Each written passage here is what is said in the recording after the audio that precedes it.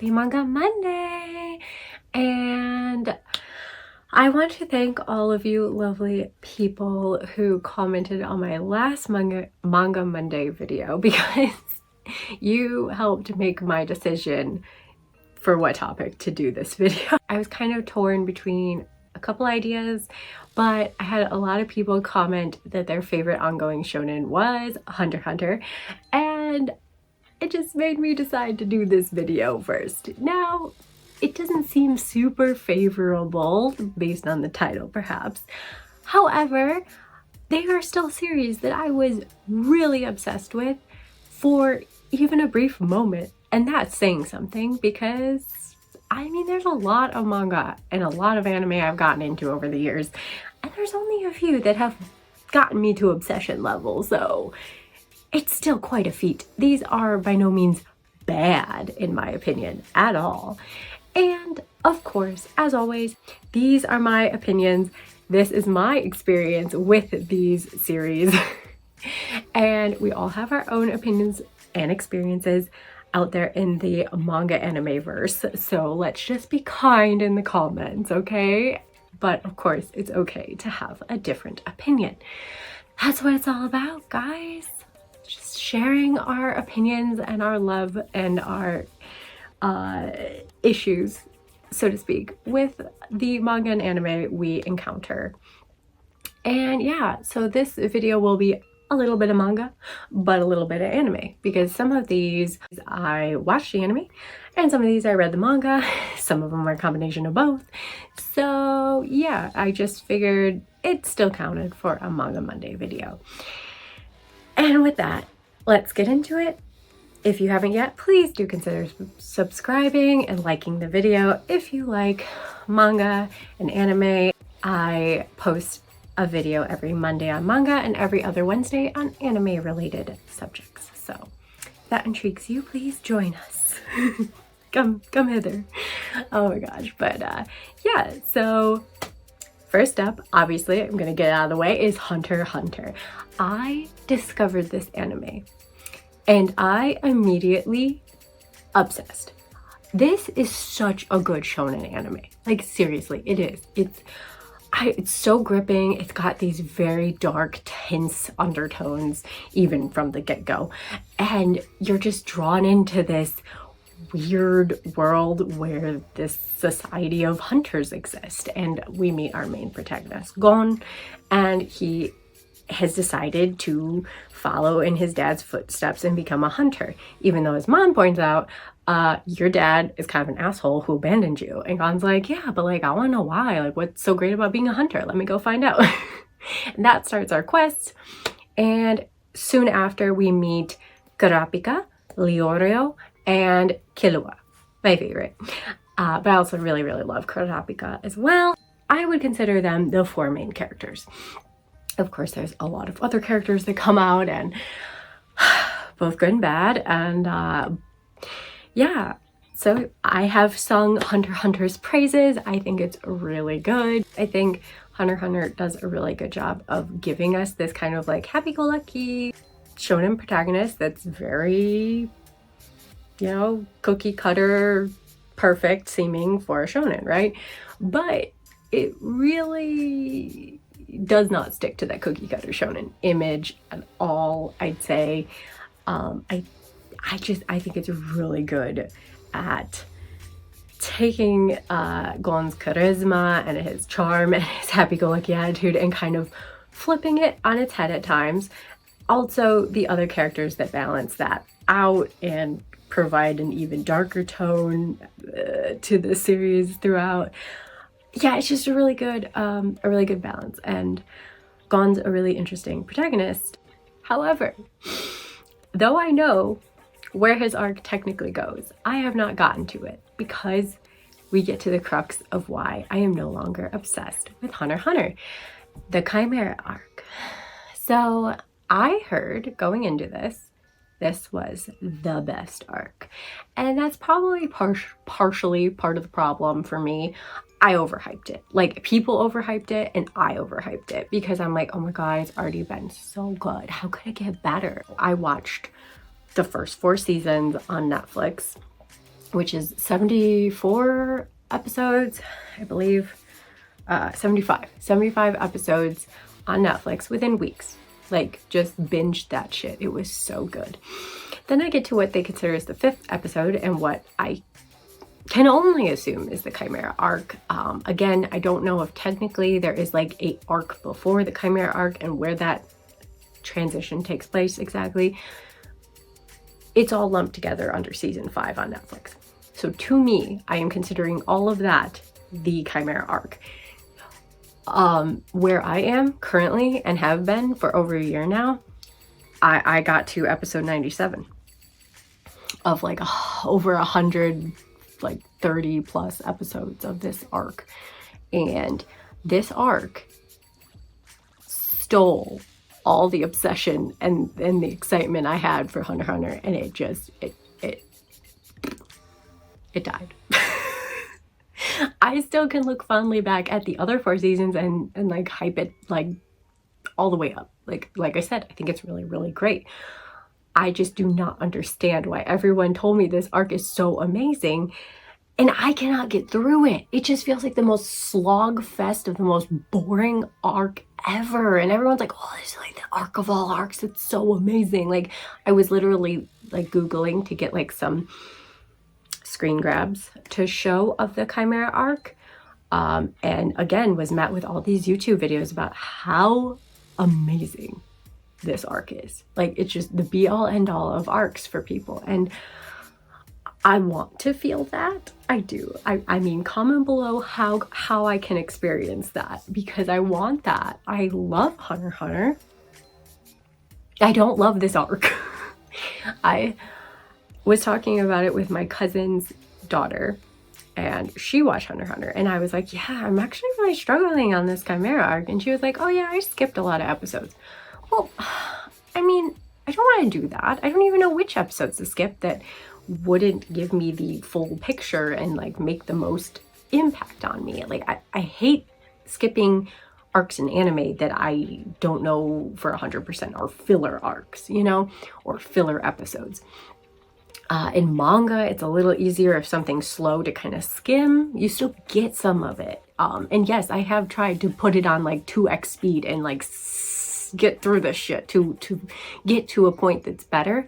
But from episode 76 to episode 97 has taken me over a year. Like, probably 2 years at this point. And it's zapped all my desire to continue watching, because every time I've tried to go on, put it back on and be like, no, this is the time, this arc is gonna just suck me in. I'm finally gonna get to an episode that's amazing. I haven't gotten there yet. If you could tell me which episode it actually gets amazing, so that I have like at least a goal. If I could just get to this episode, it's gonna get amazing.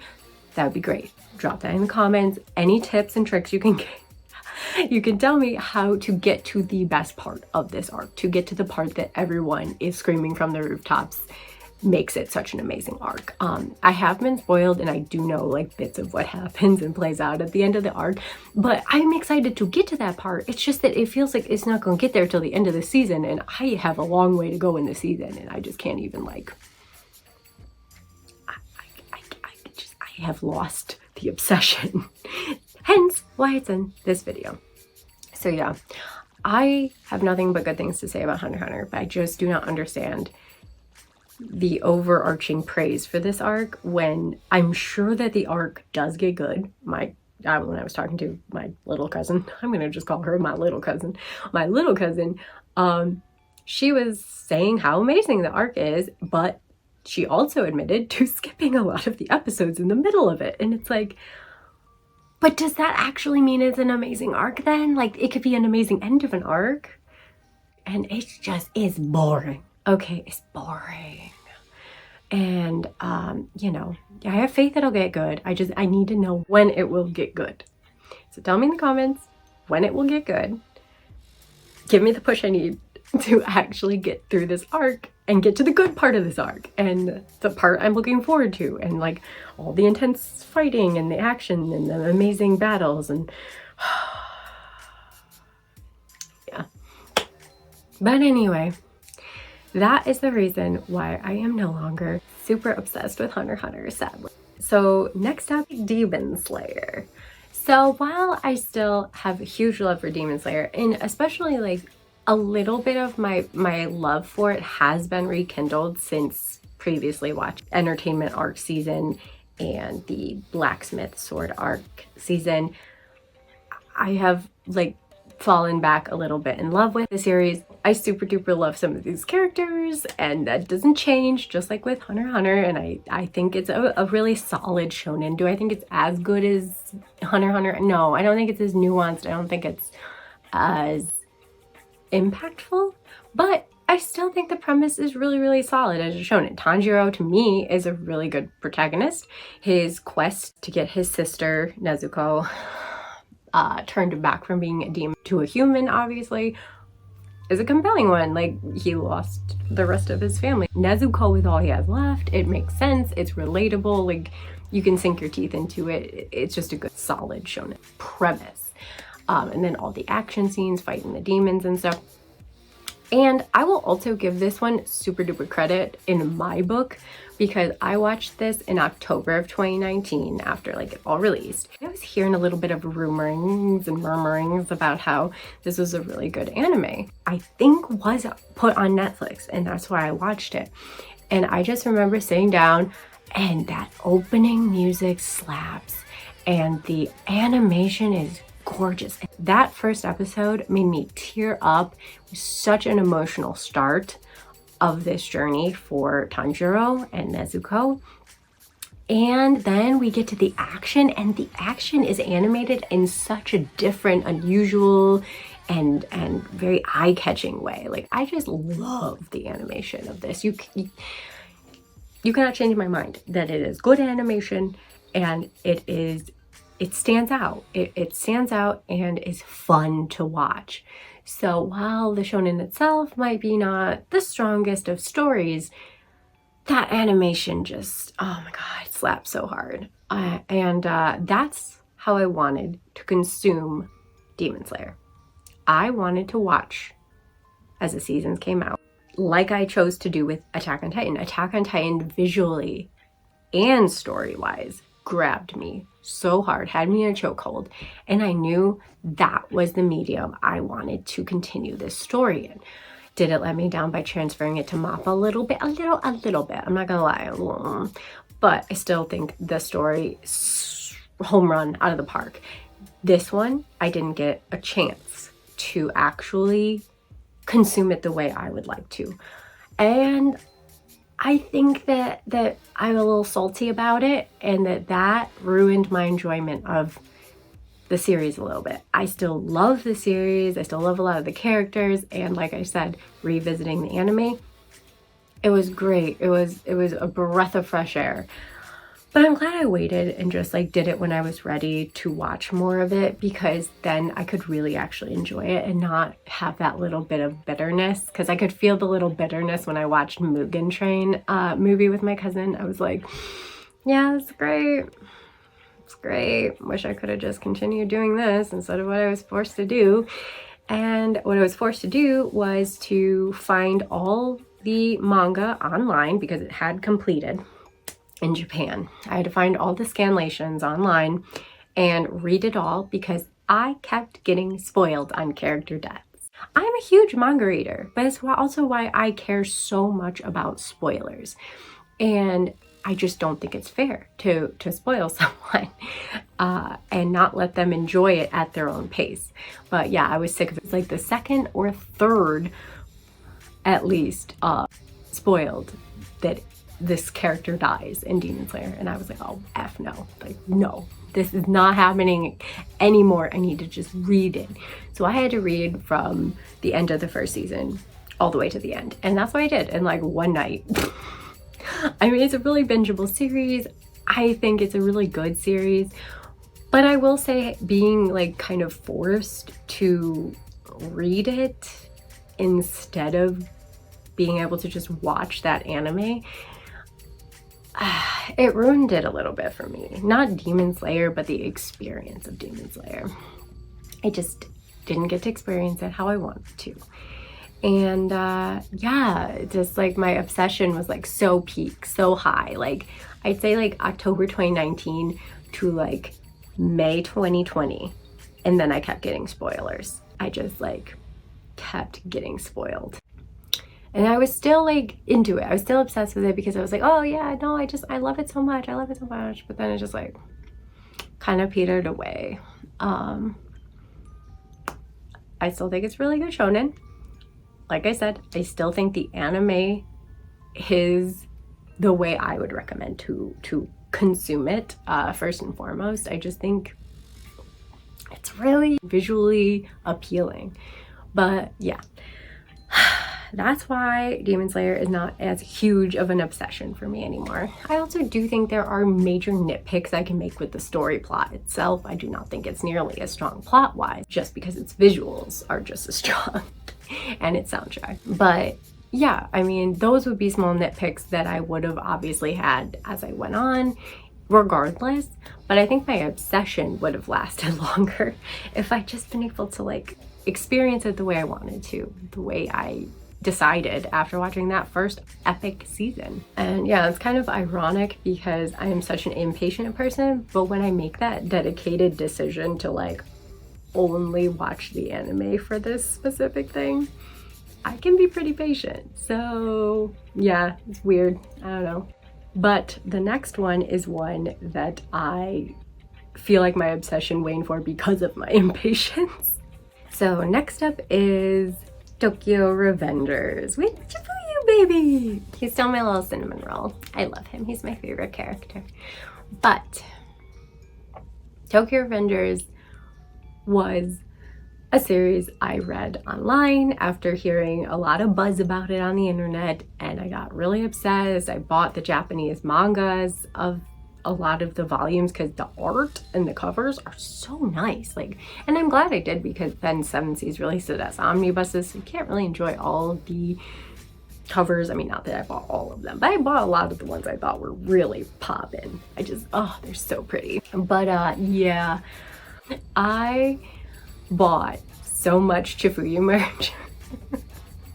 That's why I know I'm obsessed. But I think my obsession was more with the character than with the series. However, it doesn't mean I didn't get really obsessed with Tokyo Revengers, and especially after I started Tokyo Revengers online reading scanlations, because that was the only way you could get it. It was not licensed by anyone at that time, and I was curious about it. It wasn't even an anime yet. I just heard people talking about it and I got curious. I like me a shonen with stakes and with time shenanigans and with delinquents beating each other up. And Tokyo Revengers ticked every single box for me. So obviously, though I wouldn't say I got obsessed immediately, I was intrigued by the premise enough. Yeah, the crux of Tokyo Revengers is that our protagonist is pushed onto a train platform as a train's coming, presumably. That's the end, right? But no, he goes back in time. He then finds out he can activate it himself, aided by handshakes from then on from Hina, his girlfriend at the time's younger brother. It's such a weird concept. But then he connects with this little brother in the present, and they decide to try and fix the past to then improve the future, because bad things had happened, like Hina's unfortunate passing. It just seems like the more he interferes, the more shittier it gets, but it's hard to say, okay? It's hard to say. But that was all very intriguing. And I love time shenanigans, so I was very on board for like seeing the past, seeing how it plays out in the present, him keep going back and forth, messing with things, and trying to infiltrate this one specific delinquent gang of middle schoolers to try and fix things. And then he gets close to a lot of them, like Chifuyu, and makes friends with them, cares about them, and then he wants to protect them as well. A large part of my waning obsession, I think, is that I caught up to the manga's release schedule in Japan, so I was not getting to binge it like I had been, and that kind of hurt. And then at the same time, 7 Seas announced that they were publishing the manga. There was an anime being produced, so I watched the first season with my cousin. I started buying the manga. I was still what I would consider pretty obsessed at that point, pretty into it. And then they made some choices in the manga that I personally wasn't a fan of. And I think that was the final nail in the coffin that ended my obsession with Tokyo Revengers. And I could get into spoilers. I could like go into detail about why I started feeling less love towards this series. But really it boils down to just the combination of I did not like that they killed the character I liked off, and did not feel like it was really necessary to the plot and the story that it was telling. And at the same time, really just wasn't sure if this was going to lead to a mass recall, a mass backtracking on these intense decisions that were made. I have not finished Tokyo Revengers, so no spoilers, but just wasn't sure if I was going to like the execution as a whole. It was just a feeling I was getting. It was just a vibe, and my obsession dwindled over that. My impatience over chapters not being released, and a vibe that they tipped the scales too early and they committed too much that they weren't going to stay true to.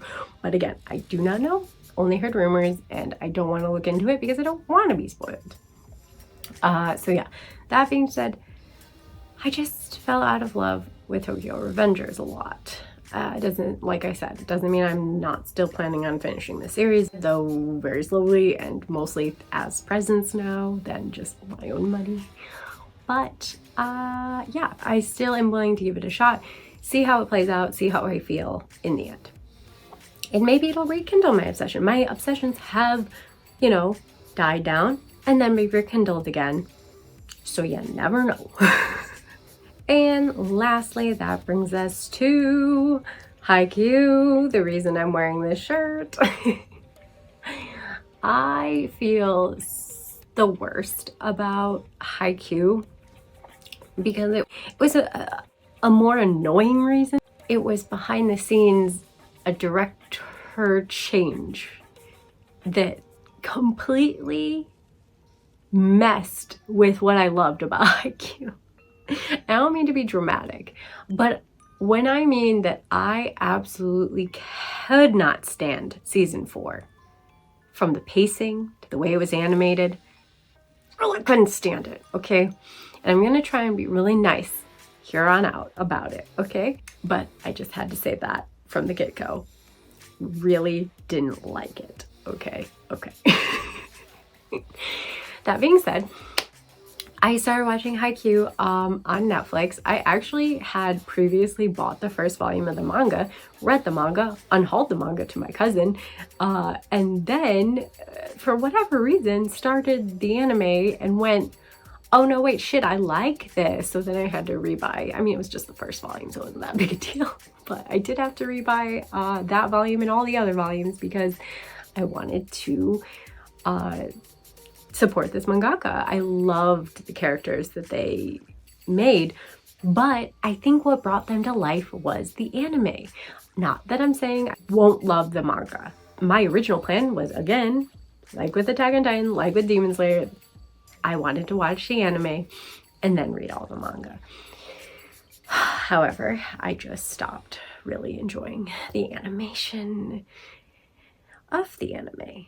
So then how does one continue to watch something one does not enjoy anymore? So I have debated going back and forth, like, okay, it's not that much more. You can just try and finish it in animated form.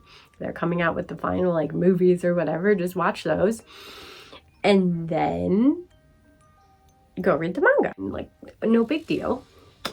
This isn't like Attack on Titan and there's not really much to be spoiled about. I mean, I guess who wins, but I don't really care about who wins in the grand scheme of things.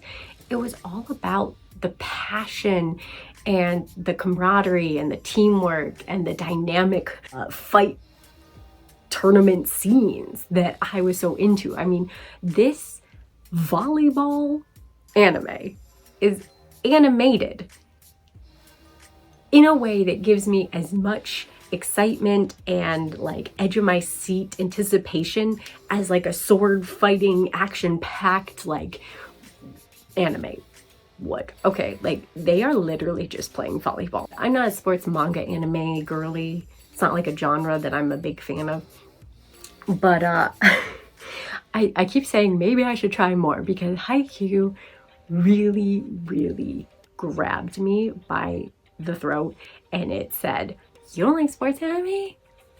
What the fuck is wrong with you?" And I had to be like, yes, I take it back. I take it back. I was wrong. I misjudged sports anime.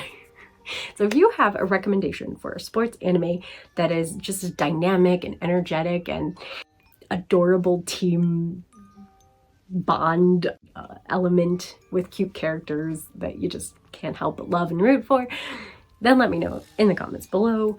Please and thank you. Because yeah, I want to have another anime experience of that, like to the extent I had with Haikyuu, because I just like immediately became obsessed with that one. Okay, the third season is my favorite season, hands down. It's peak amazing. And it's literally almost just a season of non-stop one singular match of between two teams. And it's a high stakes match. And we've seen them get close and then shot down. And this is their second and last attempt with the seniors that they have on this team to beat this team and go on to the next level. I don't remember what it all is called, you know, to continue on and play more rounds of volleyball, which is always the goal, is to play more and to win it all. So yeah, this is a huge stakes match. And you would think it would be boring if I told you that a whole entire season of anime is basically just this match. But it is so exciting and it's so dynamic and it's so energetic and it makes you like feel like, oh my god, are they gonna win? Are they gonna lose? I mean, obviously they're the like protagonist, Karasuno, the team that we are following with our protagonist Hinata. They're like the team, but we've seen them lose before. We don't know the direction that this anime or manga is going, but we are hoping that they win. And just the way that this match intensifies and the lengths that the teammates are willing to go and just like the leveling up they do within the season is just mwah. It is chef's kiss. It is amazing. All that to say, I love Haikyuu so much. It's so enthusiastic about volleyball, and I'm not at all enthusiastic about volleyball. I'm enthusiastic about it for their sakes. And yet, what did they do to me after season 3? The high of season 3, my favorite season, season 3. They switched directors. I literally swore up and down that they switched studios like Attack on Titan did. I swear I had heard that. I swear that's just the vibe I got, because the complete art changes. And yeah, you could say, oh, it's more true to the manga, which is why they changed it in the first place. But to do that mid show, like not even for the movies, like if they had kept season 4 the same animated style maybe and then changed it for the movies, I would kind of like, I would give them some grace. Okay, but you change it 3 seasons deep into an anime.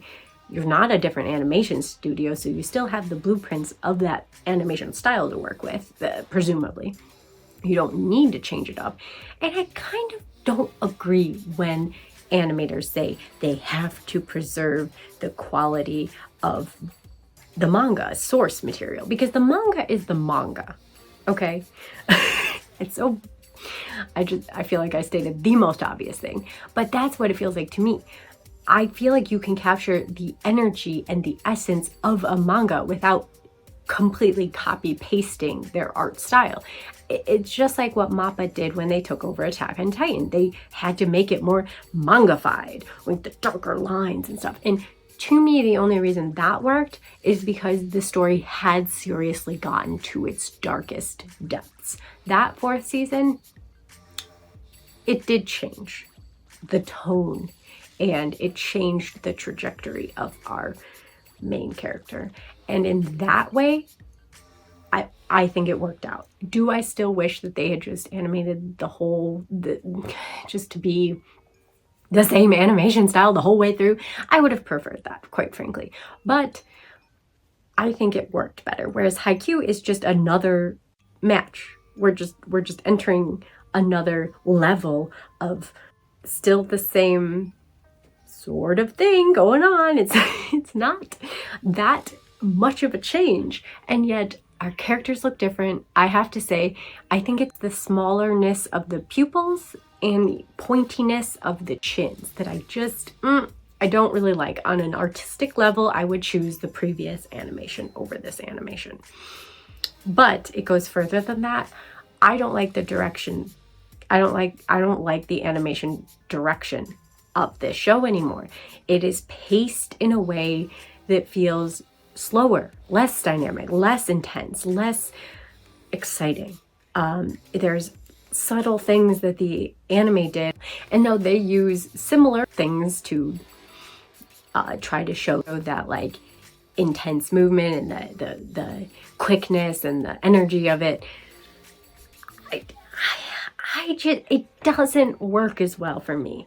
And it could be being nitpicky because, I'm sorry, 3 seasons of one animation style and then you're gonna do a complete layup and flip it all on its head for me. I don't know if I'm just stubbornly not okay with it at a fundamental level, so I'm not able to appreciate the artistic changes and am therefore more critical overall, and very often do have, my personal bias come into play and influence how I feel about things. I think that most people do.